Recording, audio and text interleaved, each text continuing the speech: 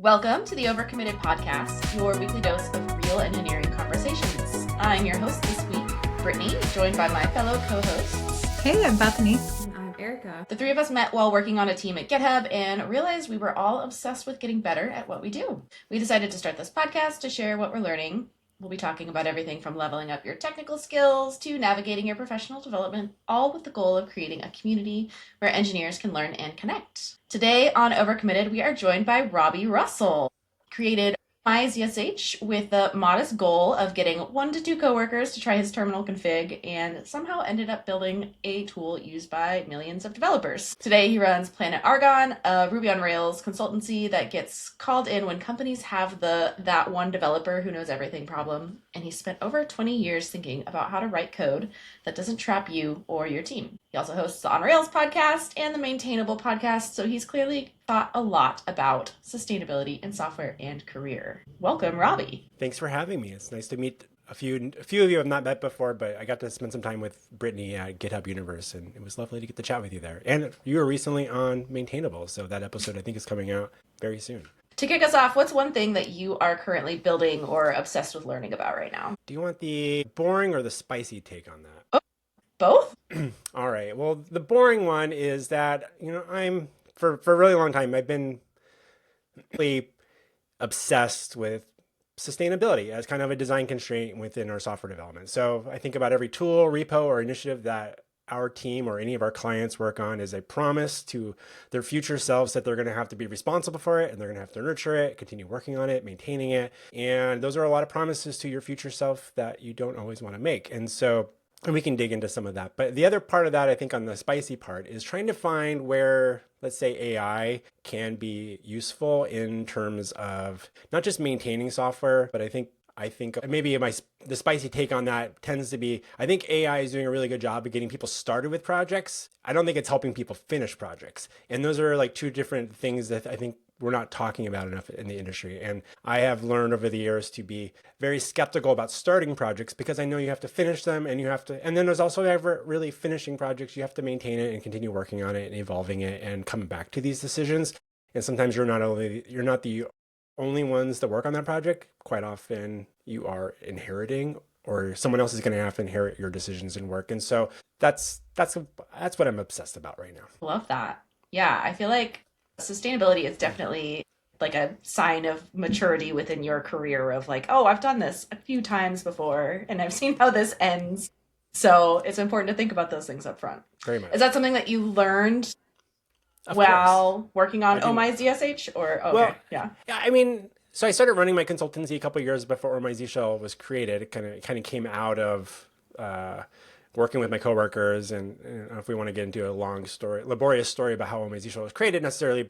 When it comes to sustainability or maintainability of software, early on in my career, a lot of my work was, in retrospect, I realized a lot of the work that I got paid to do was working on projects that had already existed. I didn't actually get a start as a software developer with greenfield projects. It was usually you got hired by a company or a client that had some work that was already done. They have a budget to bring somebody in to work on it. If you go through, and I think our industry has promoted software engineering more as a, look, we're all makers and creators and we can do fun things. You can build the world and you can invent new things.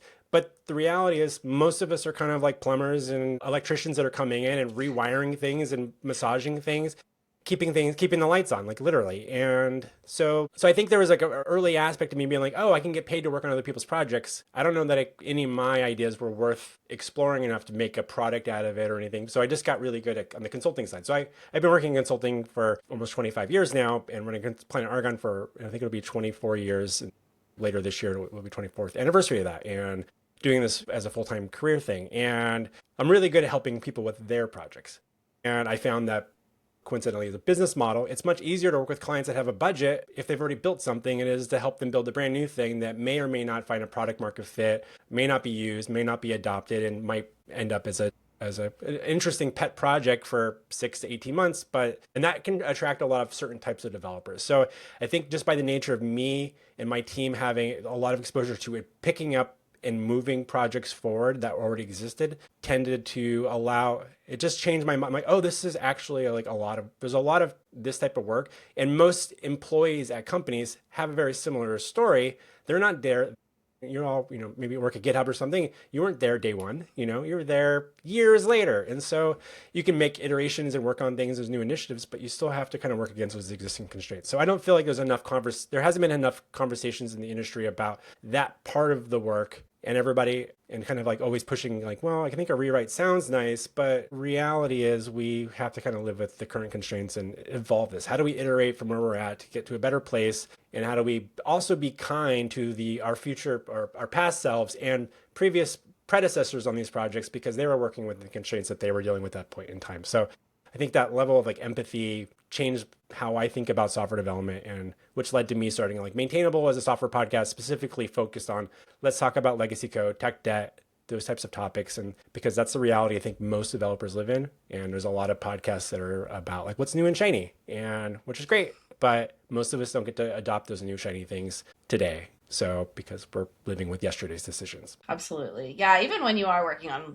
a greenfield project or like a rewrite or something like that, like there's already so much baked in immediately that it very quickly feels like old code anyway. Yeah. I firmly agree with that, rewriting a project from scratch is generally not the right idea. And most of the world runs on legacy code, if not, if legacy code should be seen as an amazing victory too. It's like, look, people built something and it's viable, it's making us money, or it's helping us get some work done. Let's take care of it. Let's tend to it. I think because it's software, we don't do that with buildings and infrastructure. Maybe we wish we could sometimes, but it's much more. I just also feel like it's a huge waste of human energy just to be like, well, let's just dismiss the energy that people put into this in the past. And like, if we just can rewrite it and do it from scratch, like we're in a weird way, we're kind of almost like, we might be devaluing the past time, but we're also kind of like now devaluing the time we're putting on projects now. So because if someone else had the same opinion about our work in 5 to 10 years, then we're just like, what are we doing here? Why is this meaningful work, or is this just like kicking the can down the road a little bit? So that's kind of at least how I kind of view things. Yeah. Yeah. No, that makes sense. I know you said that you were thinking about how like AI might not help people finish projects. Are software projects ever finished? Like, do you think it's like, it's not helping with iterating on those over time, or if it's not helping us like actually close work? I think maybe to be more specific around when I think about finish, I think there's a lot of ideas, but actually shipping them. Maybe that's a better part. I should have said shipping rather than maybe finishing, but at least getting to that objective of like, I'm getting this in front of people, or I'm going to solve this problem and it's now running. Maybe it's a daily cron job that does something and like, great, this is solving some problem. It's in use. It's solving some personal problem that I wanted to do. Whatever the thing is, I think it's really easy I got an idea, I'm going to start playing with it. And then you'll get into this thing and you're playing with your agents or what have you in planning mode, or copy and pasting between Claude or Copilot and tossing in your terminal and spin up an idea. You can have a lot of fun like that. But I also don't, and I think that's exciting that it's easy to do that, but it's just not, it's not going to like actually kind of nudge you to get the thing out the door and actually release it. So I think that always makes me like, whenever I get excited about something, I'm always like, what's my constraint? I'm like, what's the minimum viable releasable version of this thing? And can I be done then? And if I want to pick it up and be interested again, because if it's just like this, again, kicking the can down the road, then I want to, and if you're doing too many things in parallel, like it's just too many work in progress type of lanes that you're trying to navigate as well if you're experimenting. So I think it's good for experimenting, but again, maybe not necessarily going to like actually like nudge you down the path of actually shipping the thing. And I think I'm much more interested in, because I think, and we can maybe dig into this a bit more, because I've got a lot of different types of priorities and projects in my life. I'm very conscientious about when I start experimenting, is just experimenting space, or am I actually going to try to ship something? Because if it's something I want to ship, then I'm going to have to like really make a promise to myself to like see this through. And I kind of will get very fixated on making sure I ship that thing before I can like let go, because I know that it's really hard to pick up and gain my own mental context, let alone making sure the agents or AI tools has its own context that we're, and working together in that way is, you might, if you have too many things in parallel, it's really hard to get the thing out the door, and your motivation to finishing it will just be really hard. So I just know that I have very fleeting moments of chase the inspiration when it's available, but can you see it through or not? So sometimes it's okay to just experiment and just be honest with like, this is just experimenting and I'm going to throw this idea away, or I may never revisit it. And then that way you're not beating yourself up in 6 months being like, I have all these like unfinished projects. Mm-hmm. They're just unfinished experiments. Makes sense. You had mentioned, speaking of, the learning about building sustainable software, did you start Oh My ZSH with the like intention that it was going to become this huge thing that you'd have to maintain and sustain over time? Or what's the origin story there, and how did you Yeah. end up where you are now? So yeah, there was one day I think I was taking a shower and and then I dropped soap or something. It hit me in the head and I was like, oh, you know what I want to do? I'm going to spend the next 15 years managing a Z Shell configuration framework for millions of developers. No, that never Classic. happened. That was not like, that sounds like the most boring thing. Like, if I even just wrap my head around right, I'm like, why would I? That doesn't sound exciting. Like, well, who would want to do that? No, it did not start that. I was pair programming with my coworkers when we all worked in the same office in the same physical location. I don't know if you remember those days, but and I would slide over to someone's desk and we'd be working on their computer because they were trying to debug something. And I'm really good at debugging. And I'm like, but I'm also really good at coming up with a lot of lazy ways to do things, like coming up with a lot of like cool little shortcuts and aliases and tricks to make my experience a little bit easier. I'm like really into snippets and I will catalog these things. And I would go to one of their computers and I'm like, I cannot remember the command to type here. And I'm like, what do you remember? And like, if I'm the one like driving their keyboard. So it was kind of a scenario where I had built up all these custom aliases, functions, and things that I built up on my own computer, be at their computer, and I was using Z Shell, and they'd be still using the default bash on their computer. And I was just getting frustrated with myself because I couldn't remember how to do things without my shortcuts. And people can argue whether it's a good thing or bad thing, but I was optimizing for laziness, I suppose. And so I'd be like, hey, can you just copy my config file over and you can start using and take advantage of all my shortcuts too? And some of my team members did, and they were happy to do that. And there were some of them who were like, well, how does this all work? I don't know, understand this. They want to understand how things work. And I had kind of clobbered together this big messy config file over about a year and a half, 2 years, give or take. I didn't understand maybe 60% of it myself. I had taken it from copy and pasting from my friends and peers on the internet, from my developer community of peers. And so I'm like, I don't know. I just know it makes it do all these cool things, and I can tweak it and stuff. And so a couple of people were holdouts for a long time, and then so I kept kind of like, when are you going to finally switch over to Z Shell? And then I remember it was a Friday afternoon, and Carlos was one of the last holdouts, and he's like, I don't know, and I was like, maybe if you walk me through it. And I'm like, I don't think I can walk you through my config and explain it all. So that weekend, I decided I would, I'm going to open up the config. I'm going to look at the Z Shell configuration or documentation, and I'm going to like kind of go line by line and add some comments and just document my weird config and make sure I understood it. Then I started reorganizing it a little bit. I'm like, oh, I should probably put this in a Git repo so that if I'm making code changes to this, I can undo it if I break something. I'm trying to be smart. Git, this was in the summer of 2009. So I'd been using Git for maybe a year or so. I think GitHub had been around maybe a year or so as well. And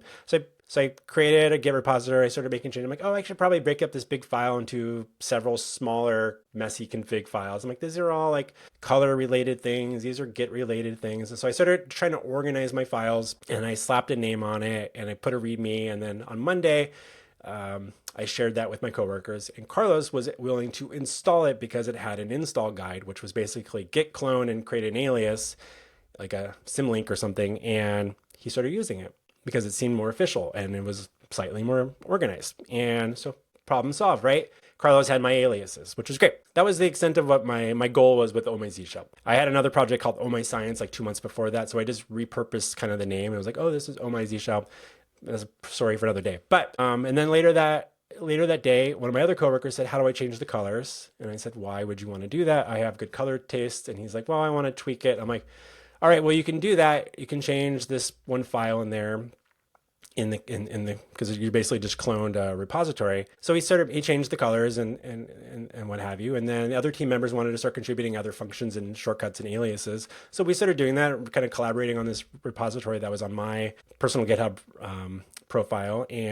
But then that one coworker that changed his colors, after a couple days, he couldn't do a clean Git pull anymore because he had made changes to one of the files without stashing it. And then he was like, because there was other changes happening in the files, and we're like, well, how are we going to kind of, he kept having to stash and reapply the changes that he made to his terminal colors and prompt. And I was thinking about this, and I'm like, well, this is weird. And I was like, all right, how about this? I'm going to create a directory called themes. The default one will be Robbie, because this is mine, and Robbie Russell, and then we'll have yours, Gary Blessington, and we'll call these themes, and you just set this. And if you don't set this, it'll just use mine. Otherwise, if you want to overwrite it, you can have your own, and you can make all the changes to your theme file that you want, and we're not stepping on each other's toes. That's how themes were started. It was not this idea that I'm like, I'm going to create this thing with themes. It was literally someone wanted to change the colors, and I was like, well, there's themes. And then I shared this on my blog, and I predominantly work in the Ruby on Rails community.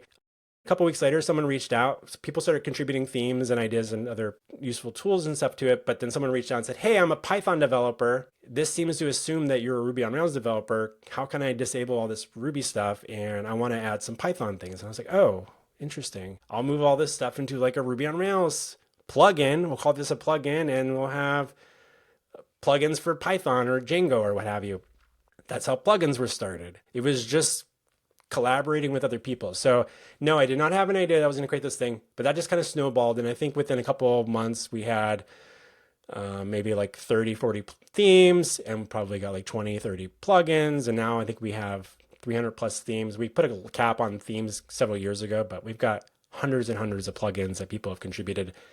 And it all just kind of snowballed like that. And so anyway, that's how Organizational got started. I didn't have any fancy ideas like this was going to be a thing that I'd be thinking about in 16 years and having a conversation with you about this. Thanks for sharing that whole story. Fun to kind of go through all the stages. And let's go back to your work with maintainability and approaching a code base that maybe is running into this one developer problem. So you've kind of described this situation where, especially in Ruby, since it's built where it can be maintained by a single developer.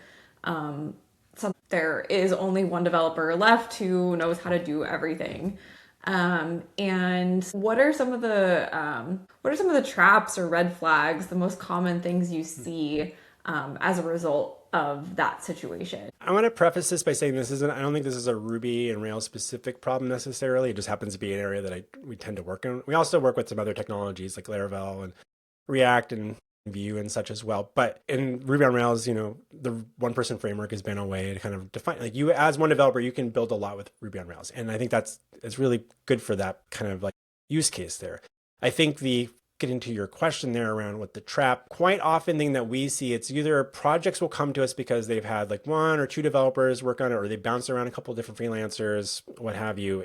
Or it's a team that was maybe 3 to 5 people and they've kind of scaled down because they don't need as many people to maintain it now that it's kind of like in production and running, and like, so it gets scaled. And so we've had a lot of scenarios where companies will call us and they're like, okay, we've got 1 or 2 developers working on this, and maybe they're going to look for or they have announced that they're looking for they're going to be leaving the company. So the company's like, oh no, what do we do? We have the situation where everything is in this person's head. What do we do? So we've got a workflow and process for how to like take over projects. And so that's like, because we've just done that a bunch. But I think what we find, a trap that happens, is that a pattern that often happens is like when you get down to 1 or 2 people, a lot of the benefits of a lot of like best practices tends to kind of get pushed to the side when there's no one else to collaborate with. And so I think we can all understand that like automated tests sounds like a really good idea for like test-driven approach, because that's really good for yourself, right? Well, if you don't have a good automated test suite in the first place, you're already kind of like behind the wheel, or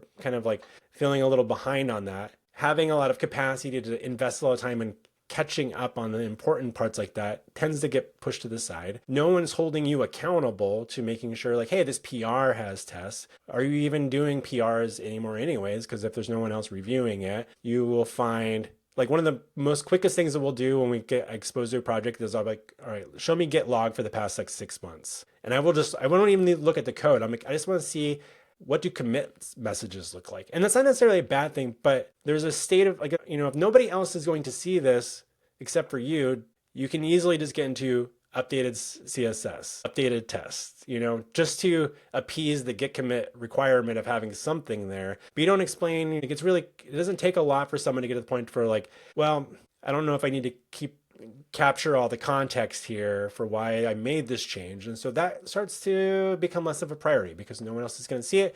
And the things that I've often seen that happen to developers when they're trying to put out a fire. Like when they're trying to fix something really quickly and they're testing rapid fire, quick, let me try this, we push it to play. Is this fix it? Is this cross your fingers? This push us to staging. Nope, let's try something else really quick. And then your commit messages get very, very, very terse. And then that just happens. Sometimes that'll just happen with that one developer across everything. And there's a lack of documentation. They stopped updating the README because no one else, because it's all in their head. And they know, so they don't take that advantage of like just keeping the context a more shared thing because there's no one else to share with. And then it becomes this other like aspect of like maybe a certain emotional state they have. I think a lot of people end up feeling really guilty about it. And so then they end up sticking at their job. Even like maybe that's not a good role for them anymore. Maybe they should move on into their career and they need to work with other people, but they feel like, well, if I step away, I'm going to put this company that's really trusting me and I'm really important here because I'm the go-to person here. And if I leave, then this could all crumble and they feel really bad about it. And so we come in and help those types of situations. So we can help stabilize that or at least reassure the ownership or leadership. Like if that person leaves, teams like us can come in and take over. Here's some things that they should probably work on. So we'll come in and help audit and assess those situations and help those people document, capture some more context and stabilize the infrastructure a little bit. But those are some of the things that we tend to see. And that's just, and you can tell that just by like process, it's like, well, everything's now over email. All the requests are happening over Slack messages. They just stopped using a ticketing system. And I understand that like there's sometimes too much process that can get in the way when you don't have a development team to work with, but you still have to be thinking about how is this going to be helpful for someone else to pick it up. And I think that don't assume that you're the last developer going to work on this project. In the same way that I challenge that I will often, when we're coming in to help companies that have their own engineering teams to come in and like treat this project like it's the last software project that you're ever going to effing work on. How does that change your perspective about what things are important about what are you going to do to make this project better for yourself so that if you are working on this in 10 years from now, your life doesn't feel like I'm hitting my head against the same, wall over and over and over. I think sometimes we just need those little constraints to kind of help us think like, how can I make the situation better? And I learned that because many, many years ago, as running a software consultancy, I was at a conference for people that run software agencies and marketing agencies and things like that. And there was an exercise that I did like, this is the last job that you ever have. And you're going to have to do this until the day you die. What would you start changing about your day-to-day workflow? And I was like, oh, that's an interesting unlock that I think it's an easy thing for us to wrap our head around anything that we're doing. Like, so anyway, I think about things like that and I try to like adopt those for even the context of like the one developer or someone coming in and at least providing some guidance to teams to be like, take care of your things and don't just keep dreaming of a rewrite one day. Like, you can make this thing better today if you want. Yeah. It's interesting hearing your whole story too of developing Oh My ZSH and how much of it was driven by collaboration. Like hearing your story, it's like, sounds like it would never have come to the point that it did without other people providing input and using it. Exactly. And but I mean, you're right. Like we as developers find ourselves in these situations sometimes, whether by choice or by like, maybe your feature is deprecated or company priorities have shifted and you become that one person maintaining a piece of software. I guess how you kind of mentioned it a little bit, but like how would you suggest making the case for these best practices and like the time it takes to take that extra step of like writing the documentation and writing those tests, like either for yourself or for the company that you're working for?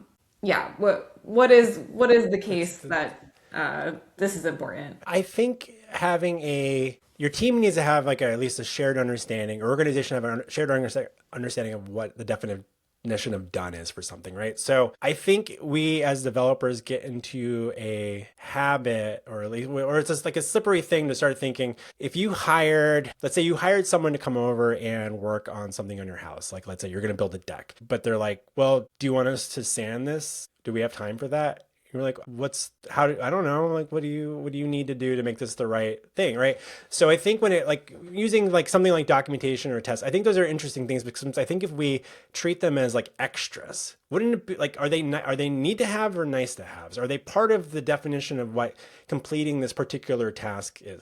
And I think when we put it off too often, it starts to feel like a much bigger thing than being like, and if just using that git commit message as an example, like, does it take you significantly longer to think, what was the context of why I was working on this particular task? What am I, like, can I write 3 to 4 sentences, or instead of 3 words? How long is that going to take? And then I feel like it's out of my mind. So I don't think we often will think of these things as being these extra, but sometimes it's getting that context out of your head, and then you're releasing that in your brain so you have more cognitive space to think about other things. Hopefully when you come back to it, you're like, what were we doing here?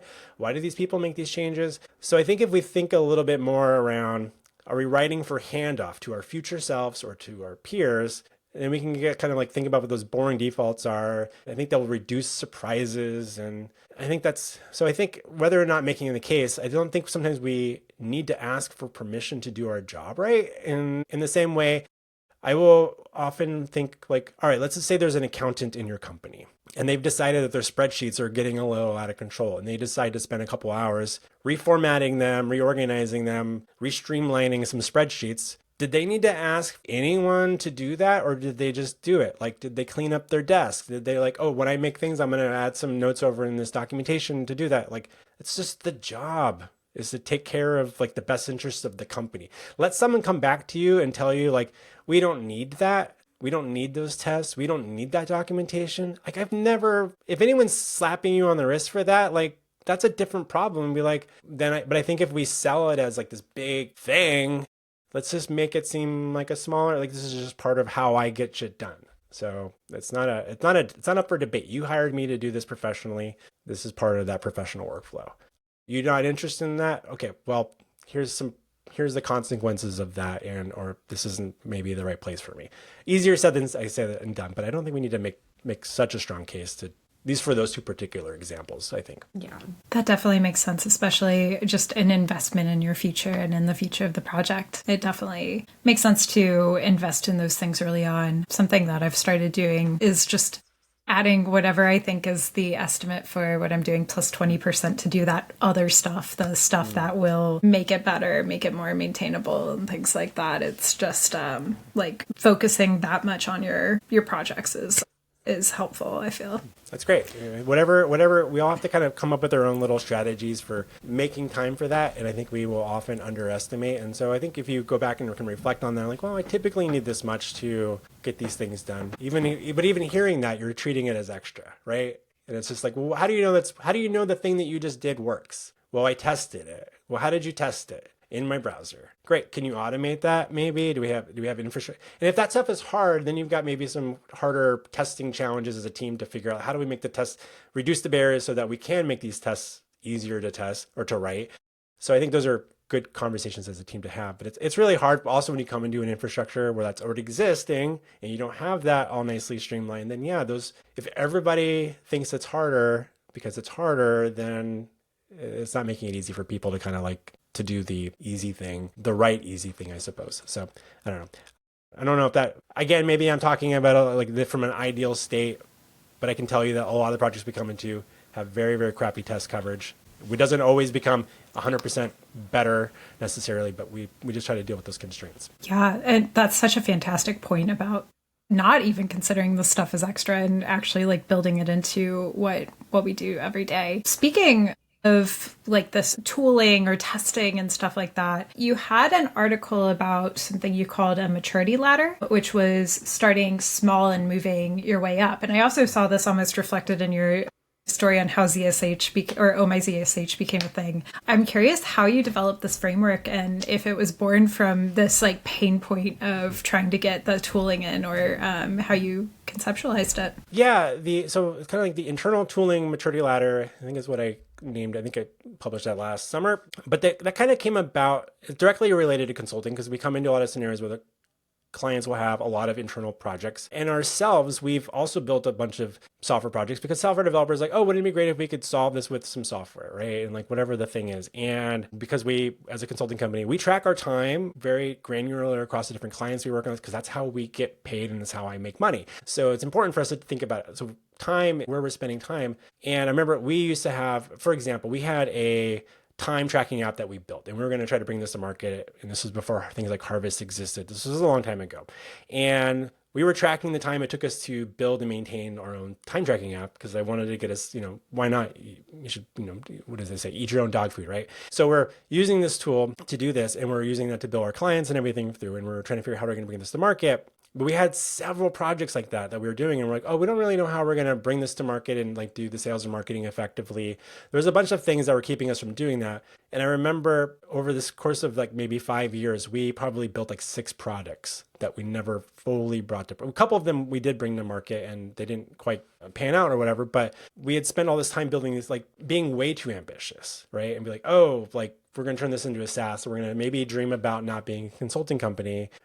When I realized how much we had spent building our own time tracking app, and then I just compared it to the cost of like a subscription to Harvest, I'm like, oh, we could have just paid for the next 50 years probably of our business if we just use this service. So I think it was like the end of the year, and I'm like, I shut the project down. I'm like, we are not investing in this anymore. We're switching to Harvest. We're moving on. Let's solve some other problems. But because of that, I got very apprehensive to wanting to start any new projects because I knew that maintaining them and like it was just, we were always going to underestimate how much energy went into our own projects, like building our own websites. I don't know if you've ever built your own websites as for companies, like you might have it takes way longer than you ever estimate to maintain and continue updating versus maybe hiring someone else that wants to do the job, get it done, and move on with to the next thing. You can just keep throwing more resources at something. So I became very apprehensive to giving the green light on projects that our team would propose for internal tooling, and maybe to a detriment that some people on my team like, oh, we want to build this thing because we want to build it. Like I'd ask a question like, oh, tell me like what the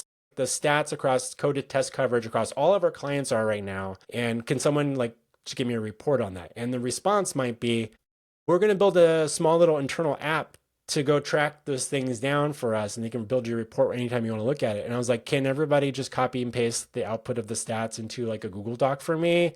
And that'll be good for now. We've got like 12 clients. Like how long is that going to take the team to get 12 pieces of data? Let's not build an app for that. And so that was like a contention point of like, there was lots of little things like that would pop up.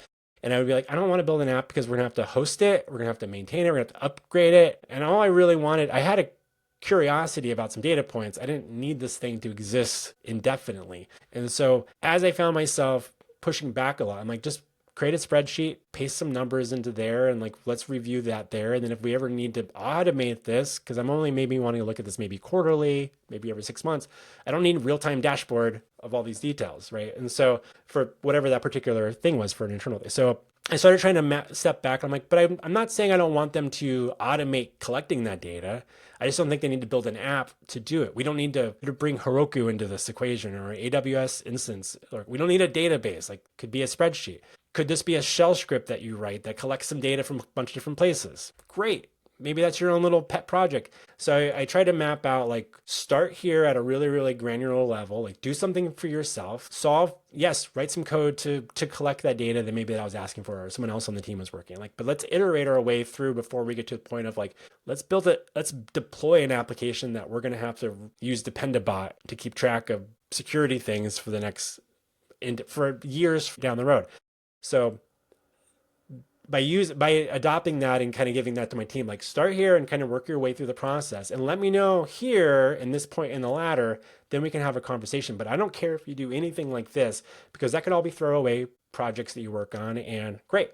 So that's the agreement that we have now as a team. It's like, go experiment. Now I do that as well. And I'm like, I won't think big. I'm like, okay, maybe I'll push something to GitHub Actions and it's just a script. And if I delete it in 2 months, like no one's going to miss it. And then when does it need to become like a Planet Argon repository or not? Could it just like, do we need a repository even? Like those little, I don't want to just like a huge graveyard of a bunch of experiments either. So I think it's just trying to figure out what that, so that's how the kind of like that internal tooling maturity ladder came about. And some of that is literally like lean on spreadsheets, do things with Google spreadsheets if you can. Like our project manager knows how to interact with Claude or Copilot to come up with like fancy things, automate a bunch of things there. I'm like, we just saved ourselves, 10 years ago, someone would have proposed and built an app for that. Now it's just like something like a pet project that's something our PM can do in an afternoon now. And I'm like, great, that's great.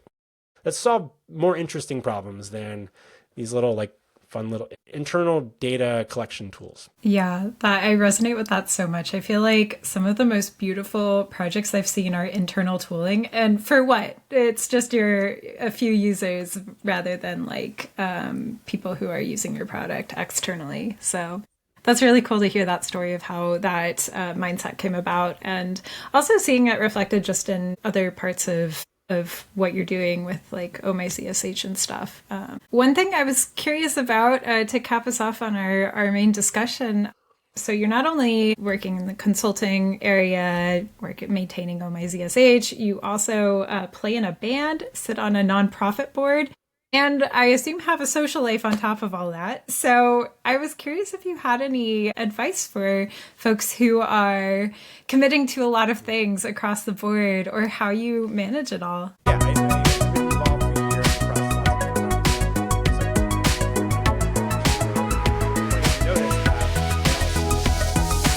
projects. So I am very much a kind of introverted person. I do appreciate my me time, but I also know that I really, really enjoy collaborating with other human beings on things. And so having a band, like for years, I was like, oh, I'm going to be a musician. I was in a band and then started my company. And then I kind of was like, I'm going to work on some solo stuff and try to figure out how to get better as a musician. I didn't get that much better as a musician because I didn't practice enough. I didn't really have anyone to bounce ideas off of. And I kind of enjoy riffing off of improvising with other people and like writing material with people. And so, so I decided I would start a band again, and that was like 11 years ago or so.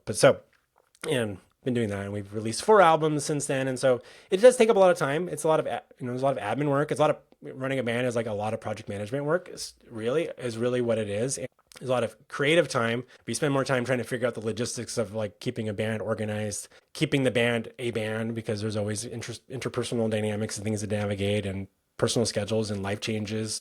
People get married and go on. There's a lot of things that happen in people's lives, and like trying to like make that all work for years is not unlike running open source project or running business, I think, in some ways too.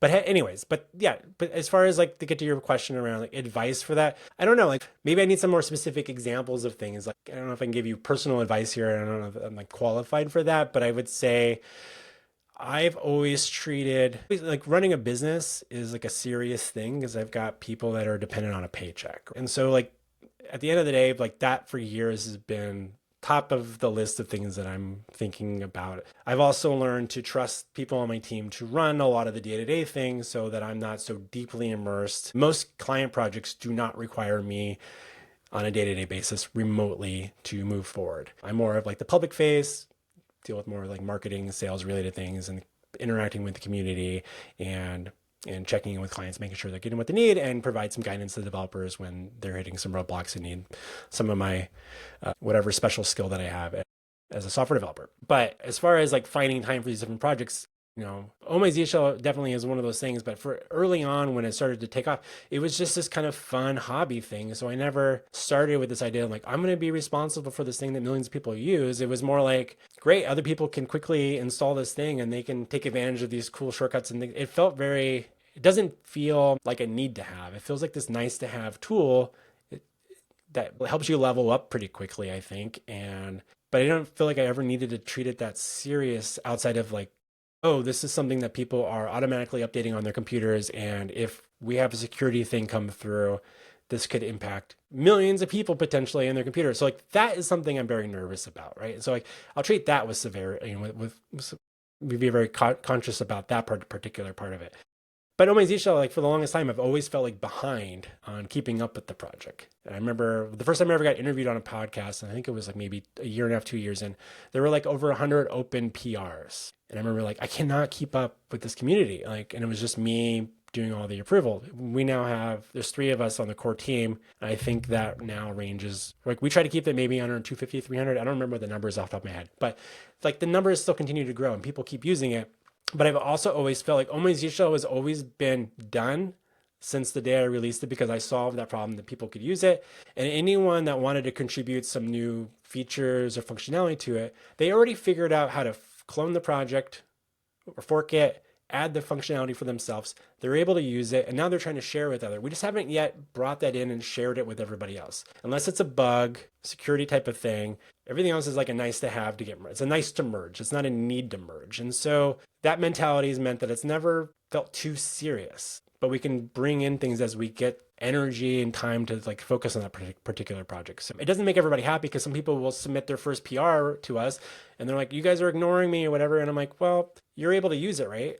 But nobody else, I don't know that anyone else is waiting on that particular, plugin or like that couple lines of code that you've contributed, unless they've thumbs up and like, can you please merge that? And so that when the community, we pay attention to the ones that the community will upvote. Those get our attention much quicker. But if it's just one thing that's submitted there and it's sitting there for a month or two, it doesn't feel good necessarily. But at the same time, like, I don't owe you all of my attention to keep up on all that. Like, you are already using it, right? It's just that we haven't given this to everybody else yet. And I think, and if anyone's interested enough, they could figure out how to merge that into their own version, clone of it as well. Anyways, I think about it from that. But then keeping other projects in my life, it's just a matter of, my band is far more important to me than Oh My Z Shell. And my relationship with my wife, and I mentioned that I'm actually stepped off that nonprofit board last summer, so I'm actually that's a little outdated now, but that was like 11-year tenure on the board to make space for some other projects and ideas that I'm going to be working on, or at least that was the idea. But someone recently asked me like, oh, now that you did that, how are you using that time? And I'm like, I have no idea. And maybe that's actually the answer. I've just given myself more of time to do nothing, and that's actually not a bad thing either. So there's my advice: find time for nothing and be okay with that. But I do know that I require a lot of collaborative projects in my life, and if one of them is not going to be there, I need to go find some other projects that I can work with other people. I don't do bad by myself. I just don't find it as rewarding if I don't kind of get that feedback. Look what we did together is way more exciting. And that's the thing about Oh My Z Shell, being the creator of it. But it was kind of like spurred on by my coworkers, not just taking my thing. And I've since kind of more adopted I'm the curator of Oh My Z Shell, because it's kind of my taste about what's been brought into the project over the years, less that I created this thing. It's more like I've curated this community playground of tools for everybody to use if they want. And there's a lot of other really good alternative tools people use now as well. And so it's great. I love that people use it. And people can keep buying stickers and hats on commitgoods.com. And it's fun to see that. I love the plug for Commit Goods. I actually just shared that internally today because I was like, this is so cool. I love it. Seems like you're really solving a problem there for open source maintainers. It's a theory. We'll see if it takes off enough, but I'm working on it. So nice. Well, thank you so much. This was great. We always wrap up at the end of our episode with a fun segment. We've never come up with a better name than that, so it's still called Fun Segment. But we do pick a different one for each guest. And so what we'll do is we'll just do a round robin question and answer, and we'll let you go last so that you have a moment to think about it in case you didn't read the notes in advance. On the Oh My ZSH origin story that you had recommended, I'll definitely link that in the show notes as well. You mentioned that you were the annoying coworker, sort of like evangelizing ZSH to the rest of your coworkers. And I love that like picture, because I definitely can think of like the people that are just very passionate about this one thing throughout my career. And when you're like that person who is evangelizing that thing. So I thought we would go around and just share the thing that we are obsessed with when it comes to a project, whether or not that is your Z Shell configuration or not. That's up to you if that is still the thing that you're obsessed with. But we'll do that. And I will start. I think the one thing that I'm obsessed with that I bring to every project that I'm working on is the diataxis framework for writing documentation.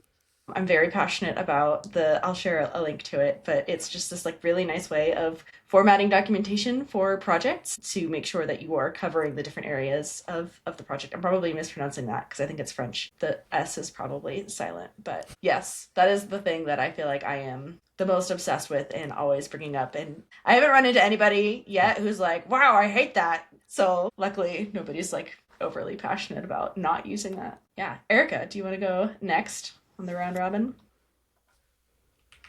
My big thing is like demos and test instructions. I feel like I work with a lot of really smart people who write software that does work, but I'm always a person that's like, I need to see it. I need to be able to do it myself. Like, I trust you, but like I need to know all of the steps. So I'm always that person asking for a demo or asking for reproduction steps. What about you, Bethany?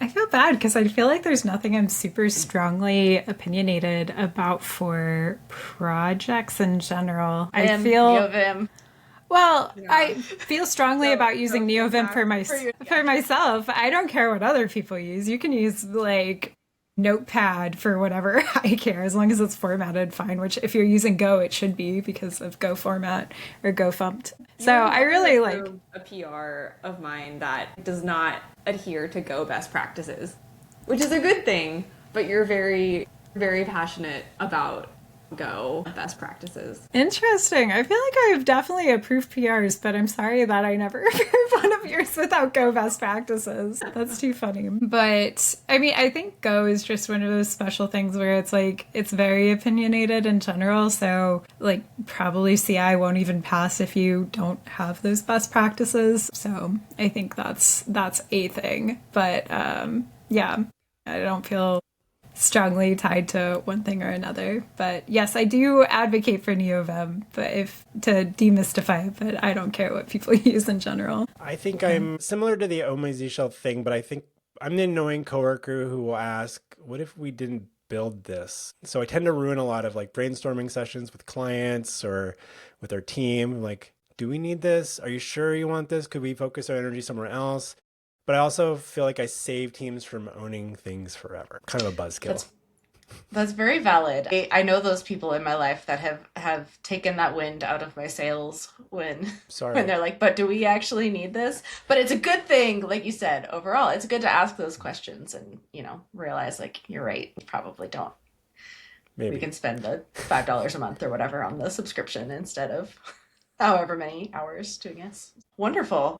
Thank you so much. And sorry to attack Bethany there with our, excuse me, all the love, Bethany. Wonderful. Thank you. Robbie, thank you.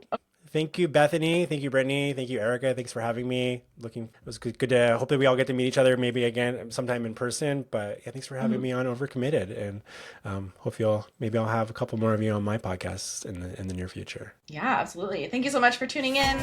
If you like what you hear, follow, subscribe, or do whatever you're supposed to do on the podcast app of your choice. Join us on Blue Sky and Discord and sharing with your friends. And until next week, goodbye. Cheers.